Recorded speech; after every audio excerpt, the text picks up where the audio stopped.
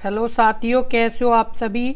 मैं हरबेंद्र एक बार फिर से आप सभी साथियों का अपने परिवार हर क्लासेस 24 में आपका स्वागत करता हूं। आज हम बात करेंगे आरआरबी एनटीपीसी जीएस के प्रैक्टिस सेट के बारे में। हम लगातार यानी आरआरबी एनटीपीसी के प्रैक्टिस सेट या जीएस के करा रहे हैं। जितने भी साथी आरआरबी एनटीपीसी के एग्ज़ाम की तैयारी कर रहे हैं वो सभी साथी इस वीडियो को बहुत ही ध्यानपूर्वक से देखें।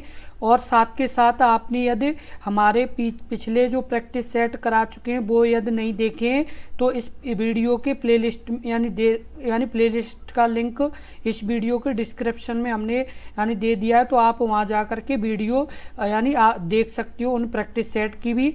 और आप अपने इस परिवार हर क्लासेस 24 से लगातार जुड़े रहें। इस पर आपके आरआरबी एनटीपीसी से रिलेटेड कोई भी अपडेट होगी वो सबसे पहले मिलेगी। और साथ के साथ आरआरबी एनटीपीसी की लगातार आपकी तैयारी भी कराई जा रही है। तो आप अपने इस यूट्यूब चैनल हर क्लासेस 24 को ज़रूर सब्सक्राइब कर लें, क्योंकि यदि आप सब्सक्राइब कर लेंगे तो आपको सबसे पहले नोटिफिकेशन मिल जाया करेगी। सबसे पहले हम बात करेंगे पहले प्रश्न के बारे में। पहला प्रश्न है, सिंधु घाटी सभ्यता है। ऑप्शन ए ताम्र युगीन सभ्यता, ऑप्शन बी अच्छी युगीन सभ्यता, ऑप्शन सी लौह युगीन सभ्यता, ऑप्शन डी कांस्य युगीन सभ्यता। आप इस प्रश्न का उत्तर बताएं। इस प्रश्न का उत्तर क्या होगा? इस प्रश्न का उत्तर बताएं। इस प्रश्न का उत्तर क्या होगा? इस प्रश्न का उत्तर होगा आपका ऑप्शन डी कांस्य युगीन सभ्यता। यानी सिंधु घाटी सभ्यता किस तरह की सभ्यता है? कांस्य युगीन सभ्यता है, सिंधु घाटी की सभ्यता। इस सभ्यता में पहली बार कांसा धातु का प्रयोग हुआ था। किसका हुआ था? कांसा धातु का प्रयोग हुआ था सबसे पहले इस सभ्यता में। जो तांबे और टिन का मिश्रण था। किसका मिश्रण था? तांबे और टिन का मिश्रण था, कांसा। इसका ही सबसे पहले प्रयोग हुआ था। अगला प्रश्न है प्रश्न नंबर 2। सिपाही विद्रोह के दौरान भारत का गवर्नर जनरल कौन था? Option A Robert Clive, option B Warren Hasting, option C William Bentinck, option D Lord Canning.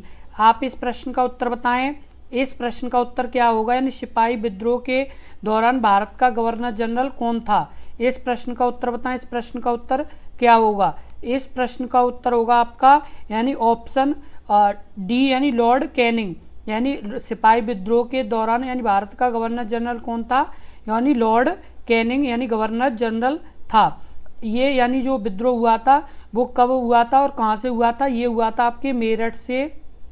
कहाँ से? मेरठ से। कब? 10 मई 1857 को।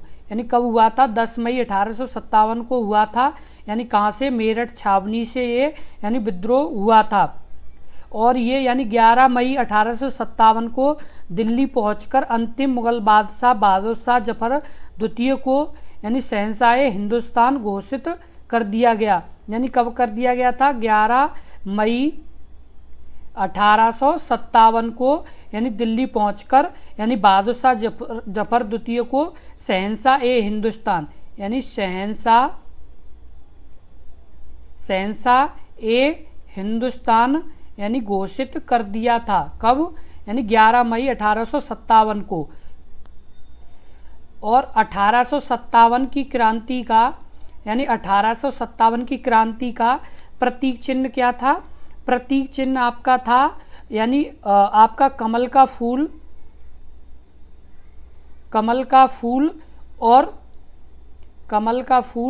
और रोटी। क्या था प्रतीक चिन्ह? कमल का फूल और रोटी प्रतीक चिन्ह था। अगला प्रश्न है, स्वतंत्रता काल अवधि के दौरान कांग्रेस के अध्यक्ष कौन थे? Option A Jawaharlal Nehru, option B Pattabhi Sitaramayya, option C Abdul Kalam Azad, option D JB. Kripalani. आप इस प्रश्न का उत्तर बताएं। इस प्रश्न का उत्तर क्या होगा? इस प्रश्न का उत्तर क्या होगा? इस प्रश्न का उत्तर होगा ऑप्शन डी जे.बी. कृपलानी। स्वतंत्रता काल अवधि के दौरान कांग्रेस के अध्यक्ष कौन थे? जे.बी.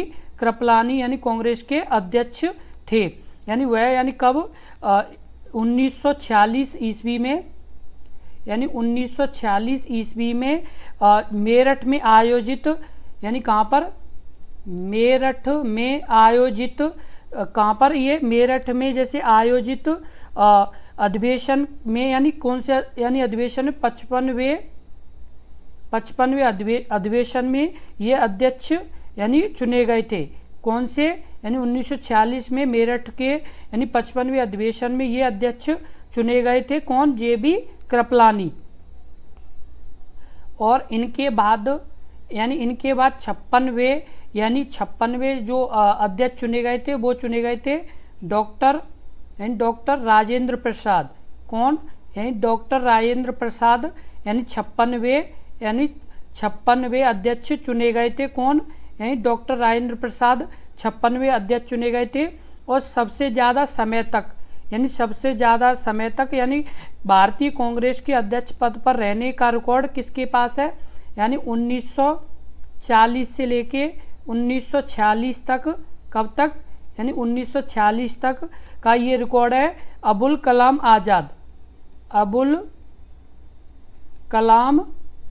आज़ाद। यानी सबसे ज़्यादा अध्यक्ष पद का समय किसका है, यानी 1940 से लेके 1946 तक, यानी अबुल कलाम आज़ाद का, यानी भारतीय राष्ट्रीय कांग्रेस के अध्यक्ष के रूप में सबसे बड़ा रिकॉर्ड किसका है, अबुल कलाम आज़ाद का यानी था।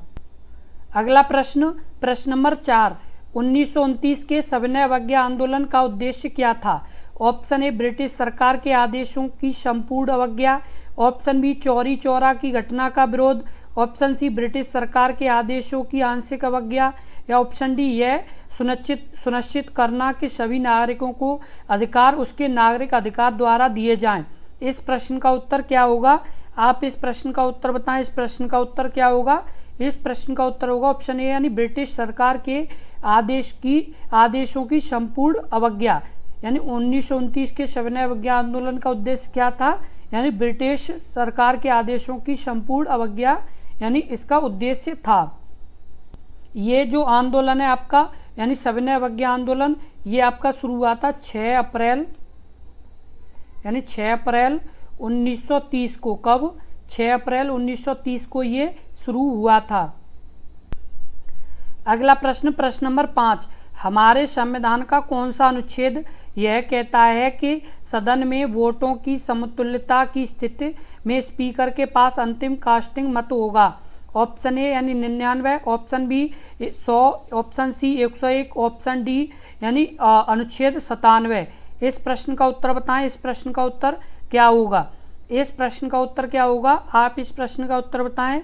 इस प्रश्न का उत्तर क्या होगा, इस प्रश्न का उत्तर होगा यानी 100। हमारे संविधान का अनुच्छेद यानी कौन सा अनुच्छेद यह कहता है कि सदन में वीटो की समतुल्यता की स्थिति में स्पीकर के पास अंतिम कास्टिंग मत होता है, ये अनुच्छेद 100 में बताया गया है। अगला प्रश्न नंबर 6, भारतीय संविधान का चौथा अध्याय किससे संबंधित है। ऑप्शन ए, संघीय न्यायपालिका। ऑप्शन बी, राज्य के नीति निर्देशक तत्व। ऑप्शन सी, मानवाधिकार। या ऑप्शन डी, संसद। आप इस प्रश्न का उत्तर बताएं। इस प्रश्न का उत्तर क्या होगा, यानी भारतीय संविधान का चौथा अध्याय किससे संबंधित है। इस प्रश्न का उत्तर होगा आपका ऑप्शन बी, यानी राज्य के नीति निर्देशक तत्व। यानी भारतीय संविधान का चौथा अध्याय किससे संबंधित है, यानी राज्य के नीति निर्देशक से संबंधित है। अगला प्रश्न है प्रश्न नंबर 7, भारत के संविधान में कौन सा अनुच्छेद हिंदी में संघ की राजभाषा का दर्जा प्रदान करता है। ऑप्शन ए, अनुच्छेद 343। ऑप्शन बी, अनुच्छेद 234। ऑप्शन सी, अनुच्छेद 243। या ऑप्शन डी, अनुच्छेद 323। इस प्रश्न का उत्तर बताएं। इस प्रश्न का उत्तर क्या होगा, इस प्रश्न का उत्तर होगा ऑप्शन ए, यानी अनुच्छेद 343। यानी अनुच्छेद 343 में हिंदी को यानी संघ की राजभाषा का दर्जा यानी प्राप्त है। अगला प्रश्न नंबर 8, तकला मकान रेगिस्तान कहाँ पाया जाता है। Option A, Namibia. Option B, America. Option C, Saudi Arab. या ऑप्शन डी, चीन। इस प्रश्न का उत्तर बताएं। इस प्रश्न का उत्तर क्या होगा, तकला मकान रेगिस्तान कहाँ पाया जाता है। इस प्रश्न का उत्तर बताएं। इस प्रश्न का उत्तर है आपका यानी ऑप्शन डी, यानी चीन। तकला मकान रेगिस्तान कहाँ पर पाया जाता है, चीन में पाया जाता है।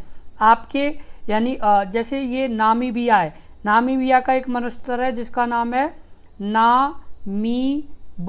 यानी क्या नाम है, नामीब यानी मरुस्थल। और आपके यानी अमेरिका का है मोजेव मरुस्थल। कौन सा, मोजेव मरुस्थल, ये कहाँ का है, ये आपका अमेरिका का है। और आपका यानी सऊदी अरेबिया का जो मरुस्थल है उसका नाम है अरबी मरुस्थल। अरबी यानी मरुस्थल, क्या नाम है, अरबी मरुस्थल यानी इसका नाम है। अगला प्रश्न, प्रश्न नंबर 9, डल झील भारत के किन निम्न में से यानी किस राज्य में स्थित है। Option A Himachal Pradesh, option B Uttar Pradesh, option C Gujarat या ऑप्शन डी जम्मू कश्मीर। इस प्रश्न का उत्तर बताएं। इस प्रश्न का उत्तर क्या है, यानी डल झील भारत के निम्नलिखित में से किस राज्य में स्थित है। इस प्रश्न का यानी उत्तर बताएं। इस प्रश्न का उत्तर क्या होगा, इस प्रश्न का उत्तर होगा आपका यानी ऑप्शन डी जम्मू और कश्मीर। यानी कहाँ पर है, डल झील जम्मू और कश्मीर में ये स्थित है। अगला प्रश्न है प्रश्न नंबर 10, IMO का विस्तारित रूप क्या है। ऑप्शन ए अंतर्राष्ट्रीय मौद्रिक संगठन, ऑप्शन बी भारतीय मौसम विज्ञान संगठन या ऑप्शन सी अंतर्राष्ट्रीय समुद्री संगठन या ऑप्शन डी भारतीय मौद्रिक संगठन। इस प्रश्न का उत्तर क्या होगा, इस प्रश्न का उत्तर बताएं। इस प्रश्न का उत्तर क्या होगा, इस प्रश्न का उत्तर होगा आपका यानी ऑप्शन सी अंतर्राष्ट्रीय समुद्री संगठन। IMO का विस्तारित यानी IMO की फुल फॉर्म क्या है, अंतर्राष्ट्रीय समुद्री संगठन है। यानी 17 मार्च 1948 को हुई थी। यानी 17 मार्च 1948 को यानी इसकी स्थापना हुई थी। कहाँ पर हुई थी, लंदन में। यानी कहाँ पर हुई थी इसकी स्थापना, लंदन में यानी की गई थी। जो नौ परिवहन के क्षेत्र में सुरक्षा नियमों का यानी निर्धारण तथा अंतर्राष्ट्रीय सहयोगों में यानी वृद्धि करना इसका प्रमुख कार्य है। यानी IMO का यानी कब गठन हुआ था, 17 मार्च 1948 को, और कहाँ पर हुआ था, लंदन में हुआ था।